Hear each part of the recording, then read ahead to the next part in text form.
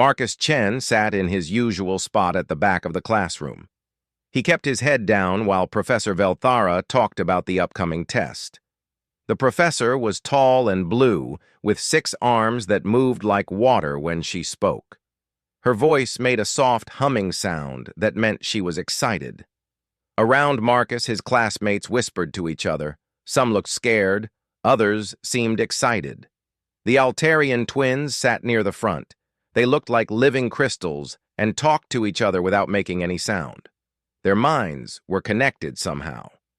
Behind them, Zixtar clicked his sharp claws on his desk. He looked like a giant bug, but was actually very smart.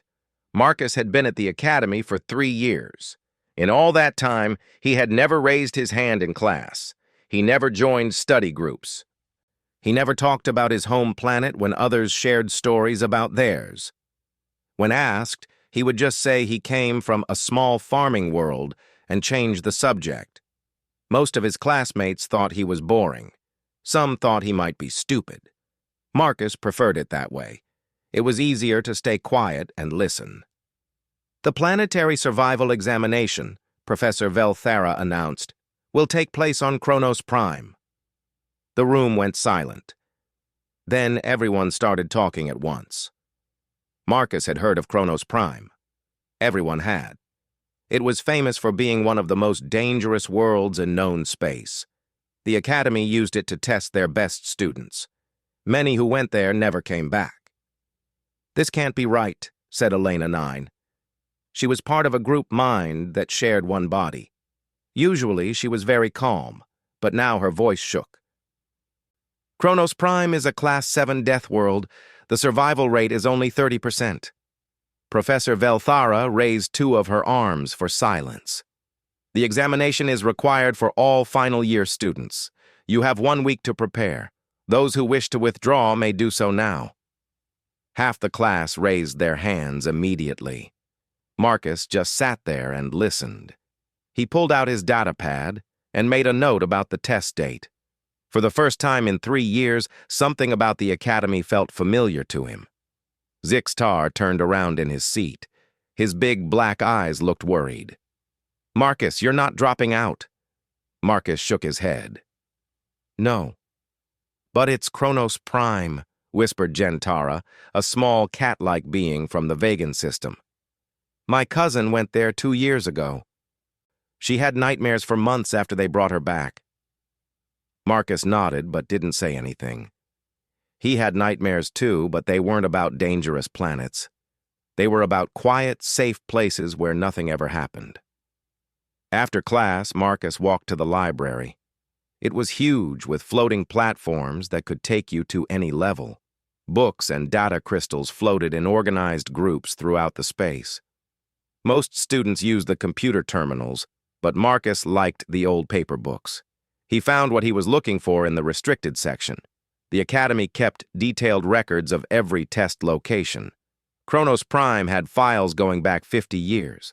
The planet was bigger than most worlds, with gravity that was 30% stronger than normal. The air was thick and humid.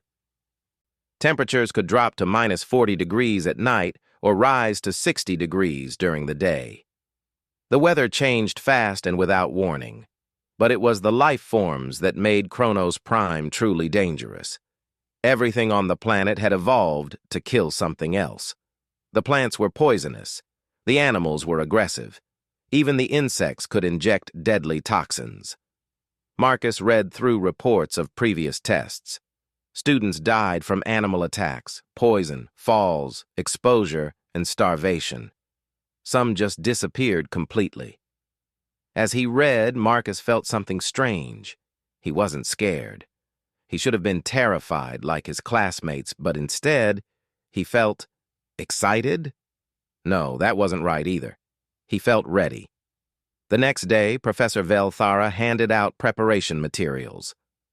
Each student received a survival pack with basic supplies, food for 2 weeks, water purification tablets, a simple shelter, medical supplies, and an emergency beacon. "The beacon is for life-threatening emergencies only," the professor explained. "Using it means you fail the test, but you live. Choose wisely." Marcus examined his supplies carefully. The food was standard military rations. The shelter was a basic dome that could protect against weather. The medical kit had bandages and basic medicines. Everything was designed for short-term survival. His classmates spent the week studying survival manuals and attending special training sessions. Marcus attended the sessions too, but he found them strange. The instructors taught them to avoid danger, to hide from predators, to wait for rescue. On Earth, his grandfather had taught him different lessons.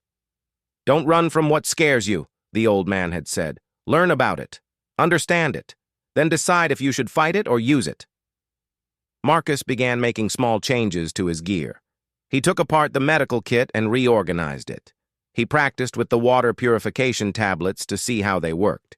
He studied the food rations to understand their nutritional content. When Zixtar saw him working, the bug-like alien asked, "What are you doing?" "Getting ready," Marcus replied. "But the instructors said we should just focus on basic survival." Marcus looked at his classmate. Zixtar was from a world where the most dangerous animal was about the size of a house cat. His people had never known hunger or real danger. They were smart and kind, but they had no idea what survival really meant. "Basic survival might not be enough," Marcus said quietly. The night before the test, Marcus couldn't sleep. He lay in his small room and thought about home.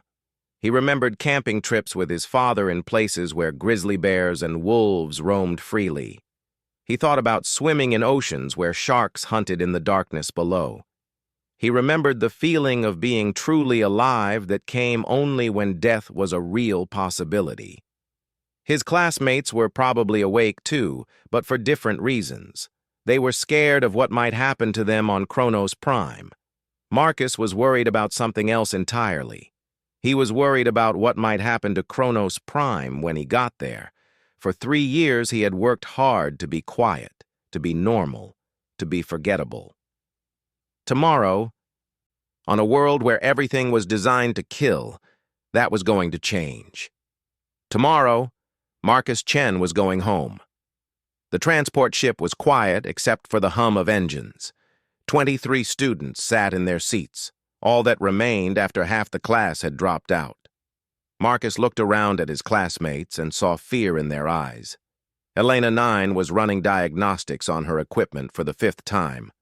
Her mechanical fingers moved quickly over her gear, checking and rechecking everything. She was part of a collective mind that shared information instantly, but here she was alone, and that scared her.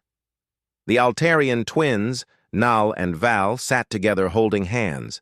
Their crystal bodies glowed softly when they were nervous. Right now, they were almost blinding. They had never been apart from their home crystal network. On Kronos Prime, they would be cut off from everything they knew. Zixtar practiced with his hunting equipment. His people had advanced technology that could track prey from great distances, but all their prey was small and harmless. The biggest predator on his world was the size of a rabbit. Marcus watched them all and felt something he had never experienced at the academy.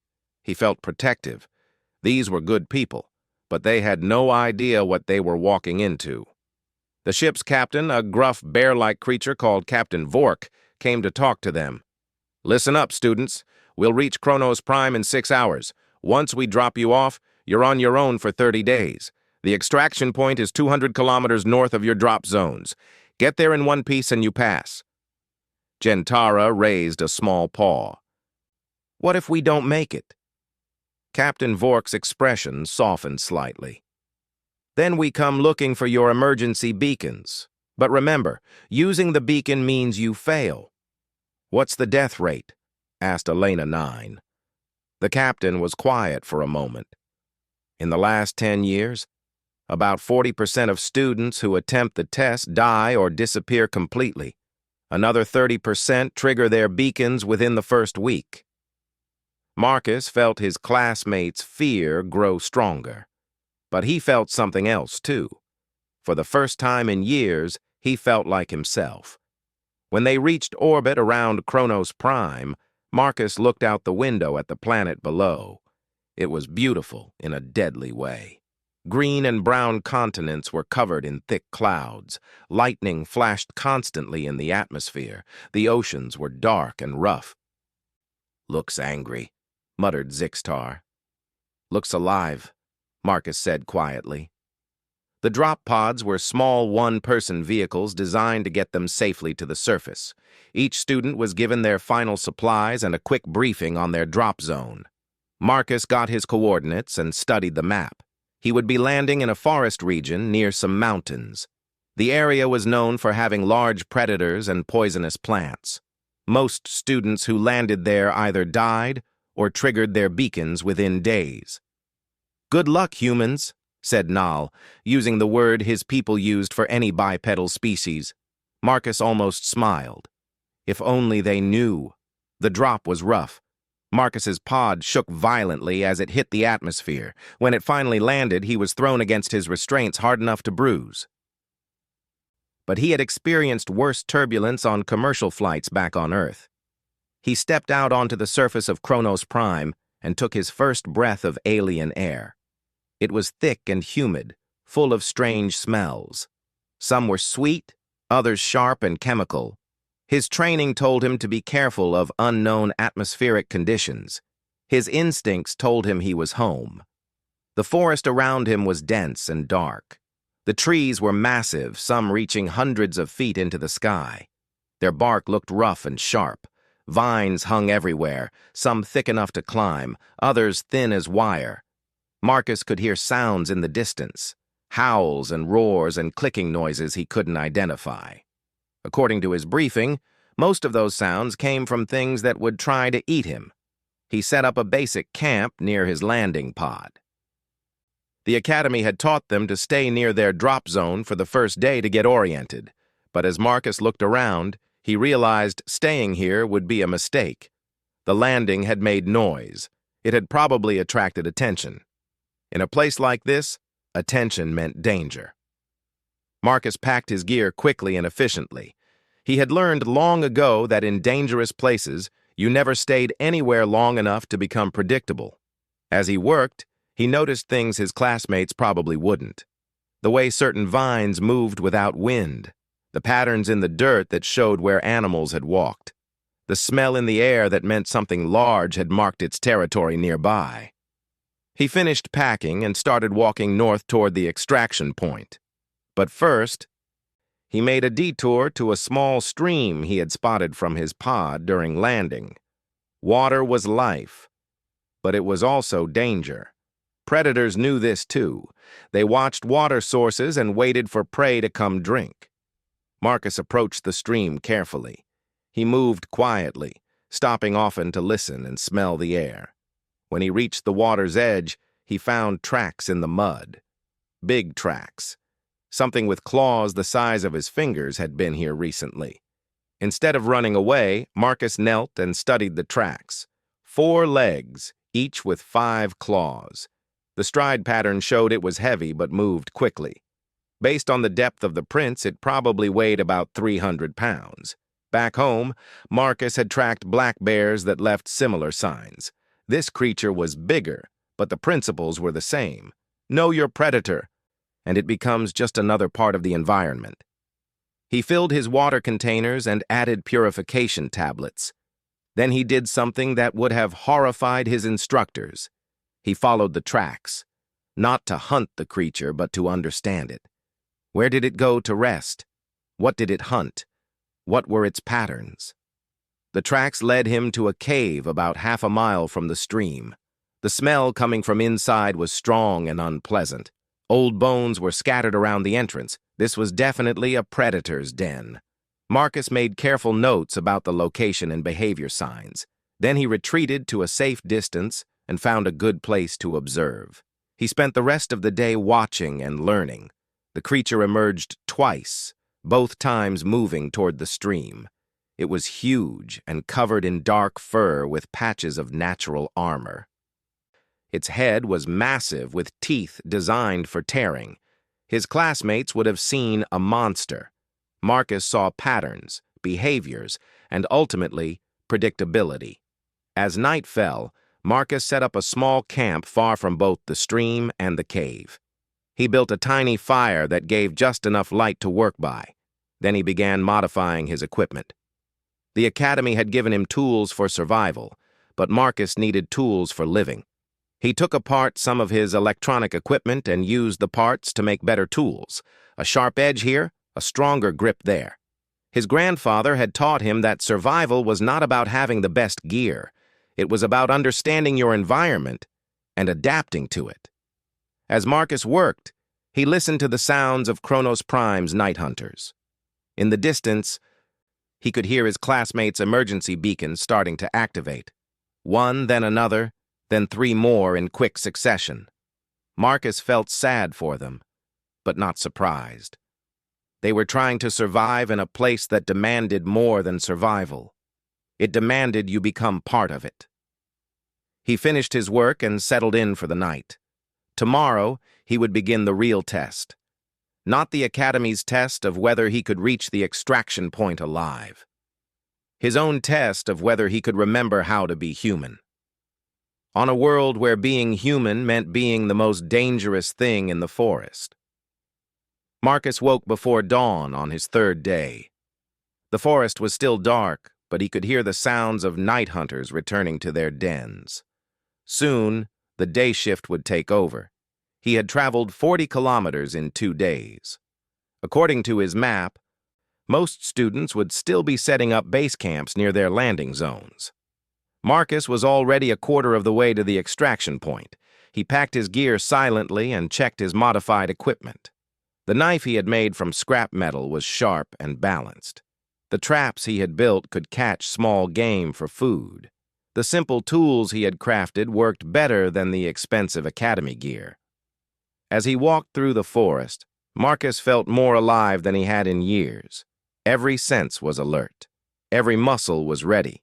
This was what it meant to be truly awake. Behind him, emergency beacons continued to activate throughout the night. 7 more students had given up since yesterday. That left 16 still active, including Marcus.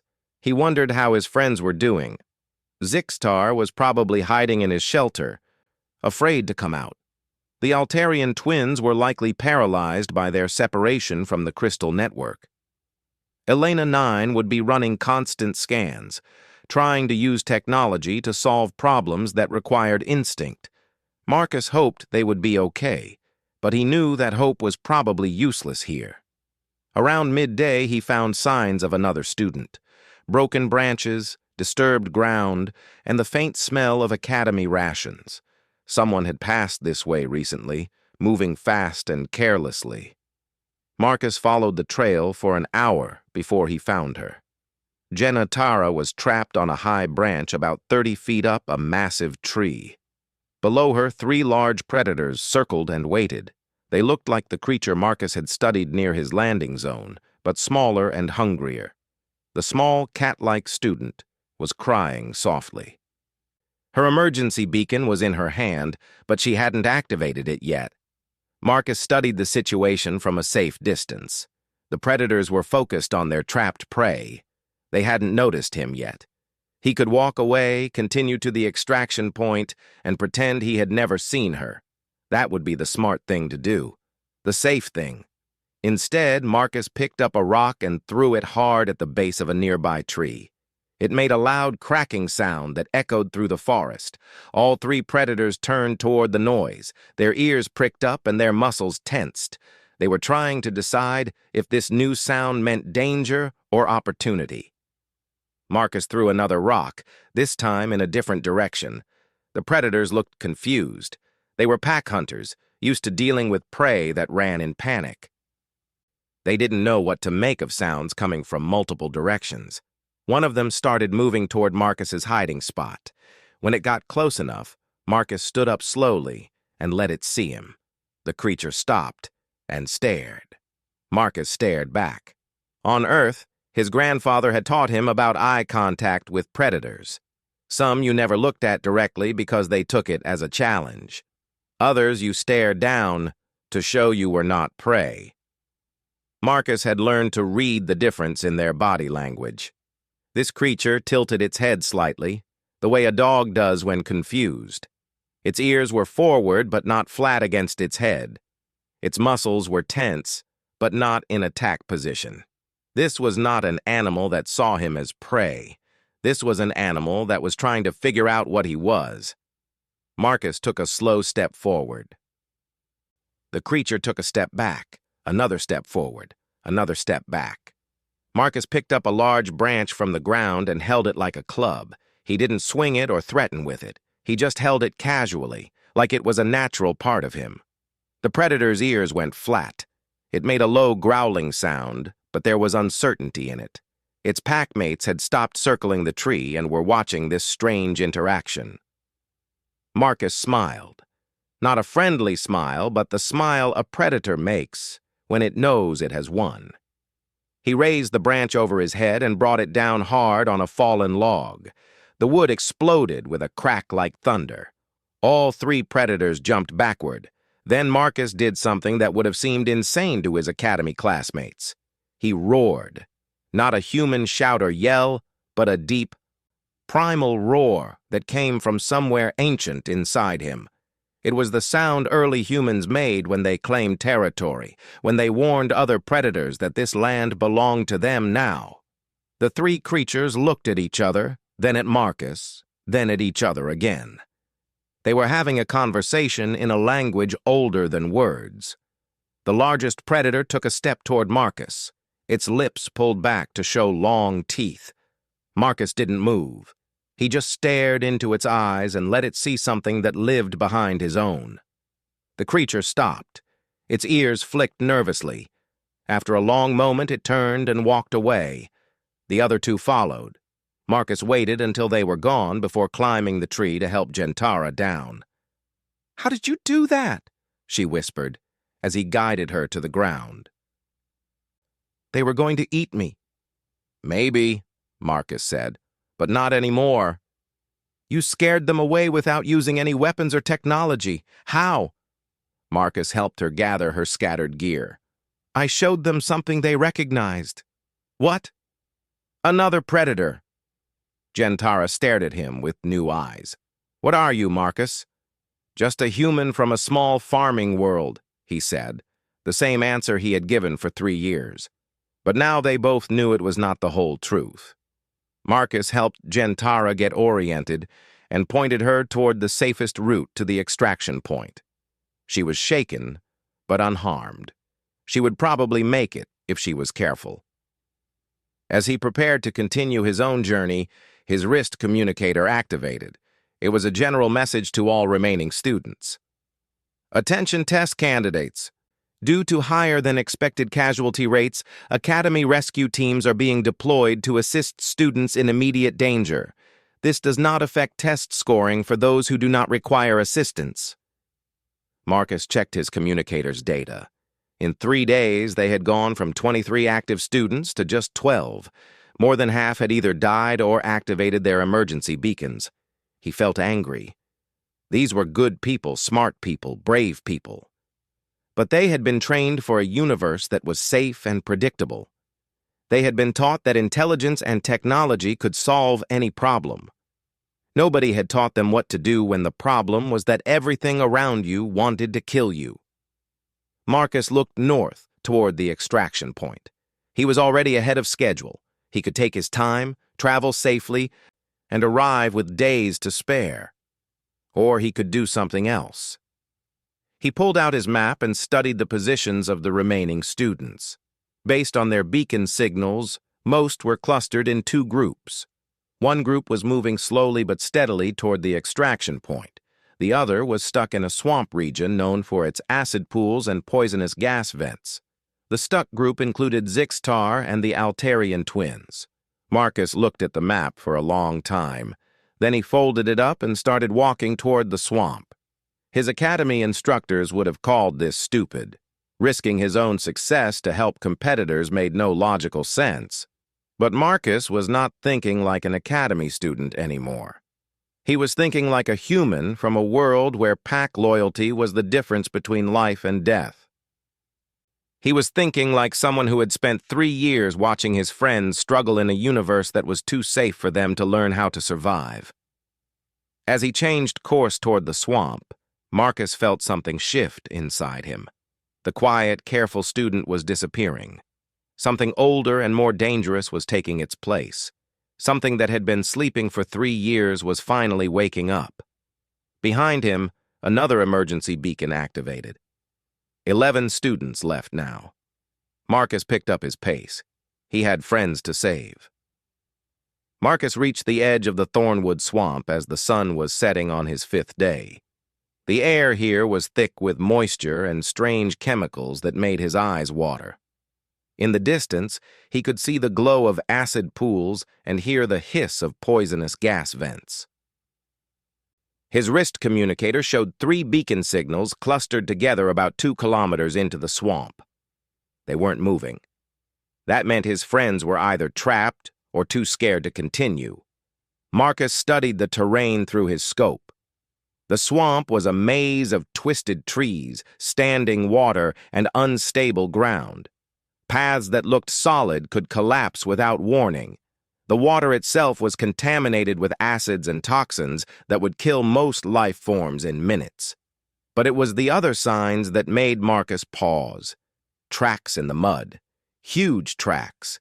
Something very large lived in this swamp, and it was territorial. Marcus had read about these creatures in the Academy files. The locals called them Thornwood Stalkers. They were apex predators that had evolved specifically to hunt in the swamp environment. 12 feet tall, 6 limbs, and covered in natural armor. They could move through acid water without harm and could track prey by scent from miles away. The files said they were intelligent. They used pack tactics and could set ambushes. In 5 years of testing on Kronos Prime, Thornwood Stalkers had killed more students than any other predator. Most Academy students would look at this situation and call for immediate rescue. The smart choice was to trigger his beacon and let the professionals handle it. Marcus set up a temporary camp and began to study his prey. For the next 2 days, he watched the swamp. He learned the stalkers' patrol patterns, their hunting schedules, their territorial boundaries. He mapped the safe paths through the acid pools and identified the areas where the ground was stable. The pack consisted of 6 adults led by a larger alpha male.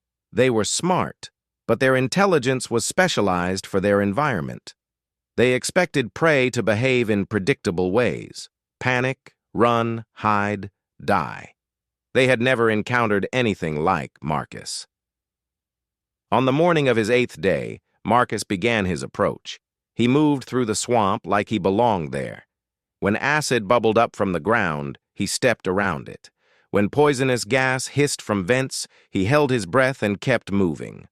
When the ground felt unstable, he found alternate routes.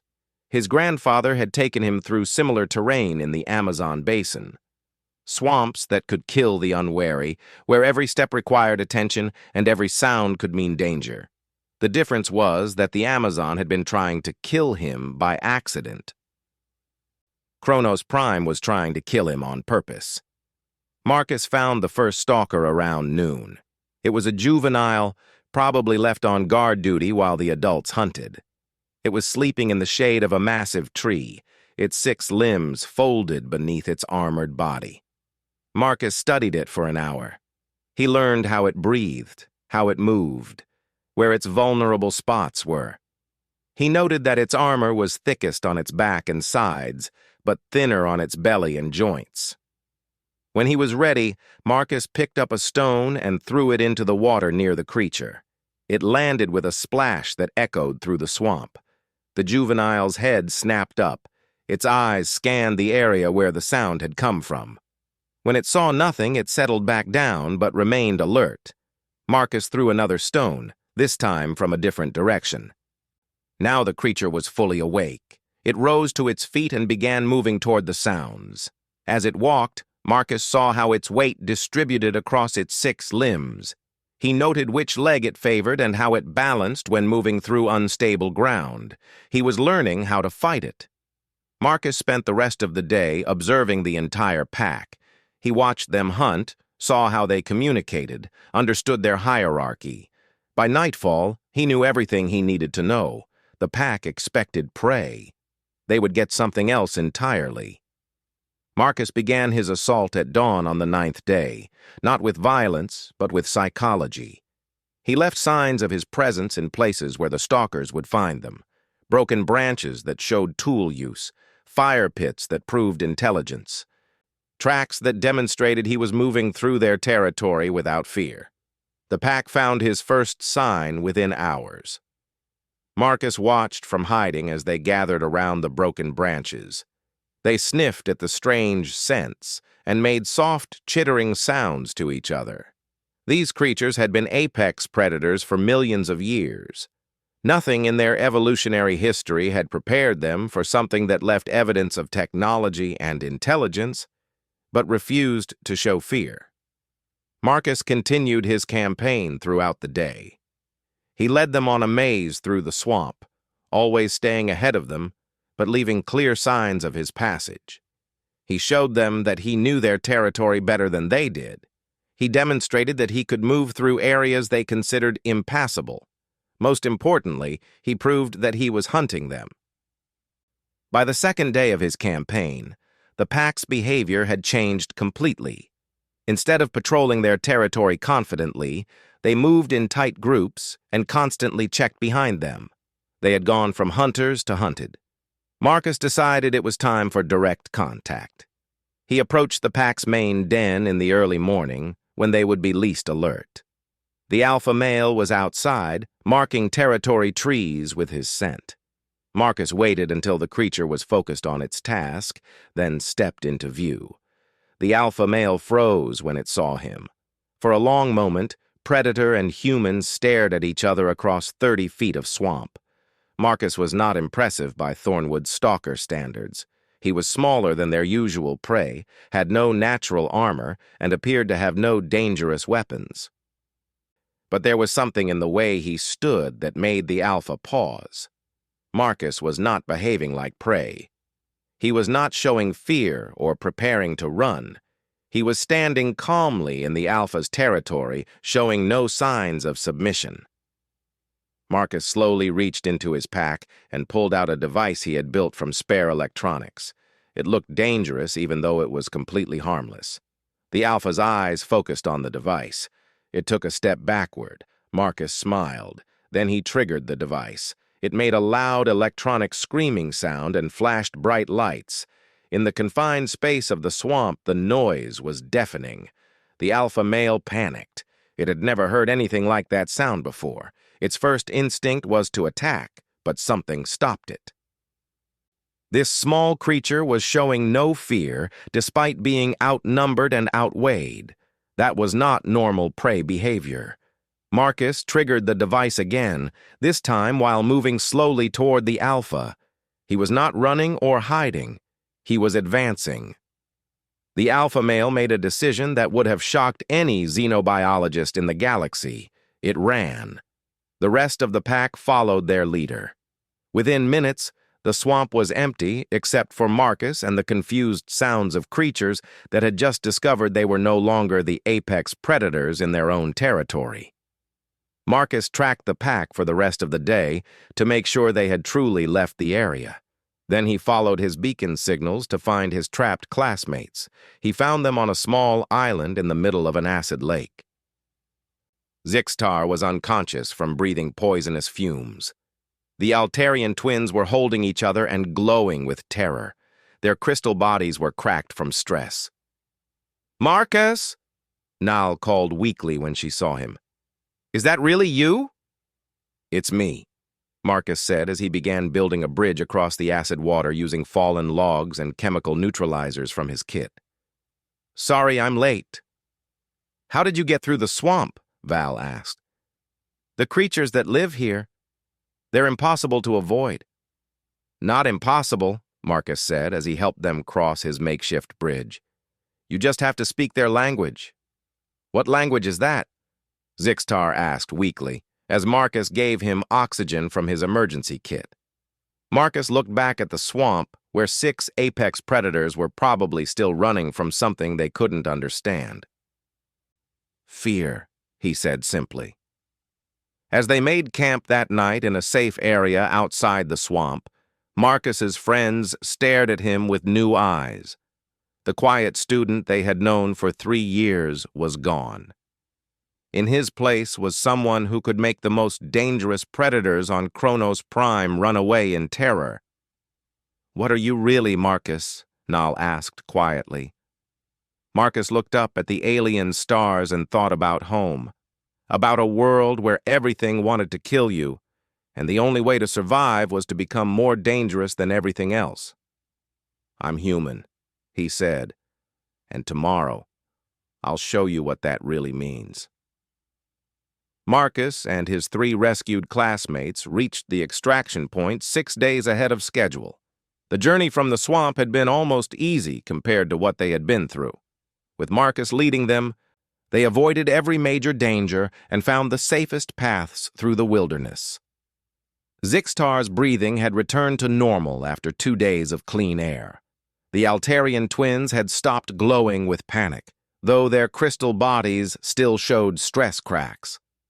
All 3 of them watched Marcus with a mixture of gratitude and fear. The extraction point was a clearing on top of a high plateau. Academy rescue beacons marked the safe zone where students were supposed to wait for pickup. When they arrived, 2 other students were already there. Elena 9 was setting up monitoring equipment around the perimeter. She had survived by using technology to avoid rather than confront the planet's dangers. Gentara was there too, the small cat-like student Marcus had saved from the tree predators. She had made it through by following his advice and staying careful. 5 survivors, Elena 9 said as she scanned them with her medical sensors. Out of 23 who started, the Academy will not be pleased with these numbers. "At least we're alive," Gentara said quietly. She kept looking at Marcus like he might disappear if she stopped watching him. Marcus set up a camp away from the others and began maintaining his equipment. The modified tools he had created were showing wear from their use in the swamp. He worked quietly while his classmates talked about their experiences. They shared stories of close calls and narrow escapes. Everyone had seen at least one emergency beacon activation. Several had watched classmates die or disappear. The conversation was subdued and thoughtful. "How did you do it?" "Marcus?" Elena 9 asked suddenly. "My sensors have been tracking you since day 10. Your biometric readings don't make sense." Marcus looked up from his work. "What do you mean?" "Your stress levels, heart rate, oxygen consumption, everything suggests that you've been completely calm throughout this entire ordeal. Even when fighting those swamp predators, your readings showed less stress than I have during academy exams." The others were listening now. Zixtar nodded slowly. "She's right. When you found us in the swamp, you acted like this was normal for you, like Kronos Prime was just another day." "Maybe it is," Nal said quietly. "We've been wondering about your homeworld, Marcus. You always said it was a farming planet, but farmers don't usually know how to terrify apex predators," Val finished. Marcus was quiet for a long moment. Then he made a decision he had been avoiding for 3 years. "You're right," he said. "I haven't been completely honest about where I come from." He pulled out his datapad and accessed files he had never shown to anyone at the Academy. Files about Earth. "My world is called Terra by most galactic catalogs. The Academy records listed as Terra 3 Classification Restricted Quarantine Zone. Most people think it's a contaminated mining world or a failed colony." Marcus showed them images from his home planet. Blue oceans, green continents, white clouds. It looked peaceful and beautiful. "It looks nice," Gentara said, confused. "Look closer," Marcus said, scrolling through more images. Now they saw the hurricanes that could level cities, the earthquakes that split continents, the volcanoes that blocked out the sun, the ice ages that covered half the planet in deadly cold. "The geology is unstable," Elena 9 observed. "That's the easy part," Marcus said. He showed them footage of Earth's wildlife. Great white sharks that could bite through steel, grizzly bears that weighed 800 pounds, pack hunters called wolves that could run for days without stopping, crocodiles that hadn't changed in millions of years because they were already perfect killing machines. "These creatures are enormous," Zixtar whispered. "Some of them," Marcus agreed. "But size isn't what makes them dangerous." He showed them smaller animals. Spiders whose bite could kill in minutes, snakes that could inject enough poison to drop an elephant, insects that carried diseases capable of wiping out entire populations. "Everything on this world is poisonous or predatory," Val said in amazement. "Not everything," Marcus corrected. "Just enough to keep life interesting." He showed them plants that could strangle anything that came near them, mushrooms that were deadly to touch, trees that could cause blindness just from their pollen. "How does anything survive on this world?" Elena 9 asked. "By becoming more dangerous than everything else," Marcus said simply. He showed them the final files, images of humans throughout history, hunter-gatherers who tracked megafauna across continents, explorers who crossed frozen wastelands and burning deserts, soldiers who fought wars that lasted decades. "We didn't just survive on Earth," Marcus explained. "We conquered it. We became the apex predator on a world full of apex predators. We learned to hunt things that could kill us with a single bite. We developed tools and tactics that let us take down creatures 10 times our size." Marcus stood up and walked to the edge of the plateau. In the distance, they could see Kronos Prime's dangerous landscape stretching to the horizon. "The Academy thinks this is a death world," he said. "And it is, by the standards of most civilizations. But compared to Earth, Kronos Prime is like a nature preserve." His classmates stared at him with new understanding. "You're not just human," Elena 9 said slowly. "You're from a world that makes Kronos Prime look safe." "That's why you weren't scared," Zixtar added. "This place feels familiar to you." Marcus nodded.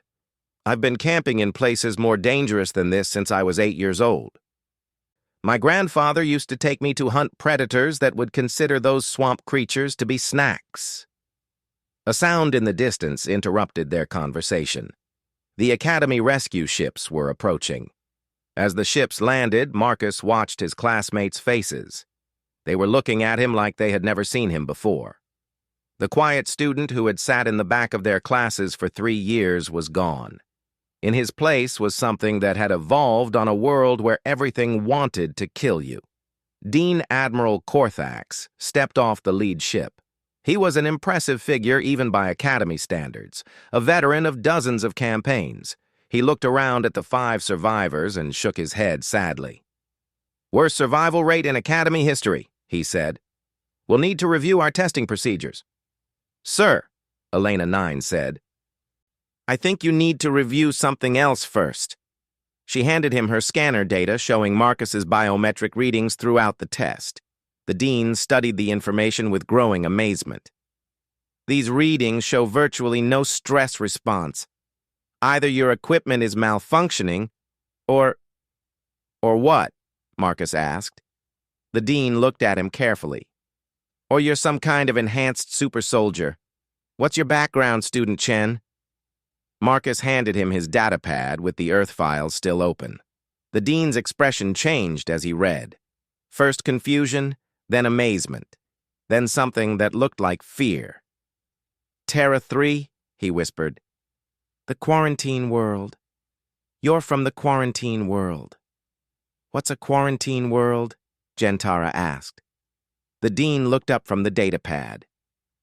"A planet so hostile to life that the Galactic Council declared it off-limits to all contact. We assumed no intelligent species could possibly have evolved there." He looked at Marcus with new eyes. "We were wrong." Marcus smiled.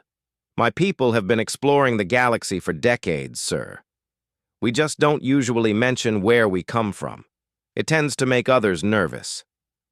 "You let us put you on Kronos Prime," the dean said slowly. "A world we use to test our best students. And for you it was..." A nice camping trip, Marcus finished. The dean was quiet for a long time. Then he asked the question that would change everything. How many of you are there? How many humans are in academy space? Marcus thought about his answer carefully. Enough, he said finally. We're teachers, scientists, engineers, traders. We work quietly and try not to draw attention to ourselves. Because you're afraid we'll panic when we learn the truth? Marcus looked around at his classmates, who had spent 3 years thinking he was just the quiet kid from a farming world. Wouldn't you? As the rescue ships prepared to depart, Marcus's friends gathered around him one last time. Will you still be the same quiet Marcus when we get back to the academy? Null asked. Marcus looked out at Kronos Prime's dangerous landscape one more time. For the first time in 3 years, he had remembered what it felt like to be truly alive. No, he said honestly. I don't think I can go back to pretending to be harmless. Elena 9 smiled. Good. The universe is dangerous enough without its protectors hiding in the shadows. As their ship left Kronos Prime's atmosphere, Marcus watched the Deathworld shrink behind them. Soon he would be back in the safe, civilized galaxy where people thought planets like this were impossible nightmares. But now his friends knew the truth, and soon others would know too. Humans weren't just another species in the galactic community. They were survivors from a world that would terrify the creatures that terrified everyone else. The quiet kid was done being quiet. It was time for the galaxy to meet Earth's children.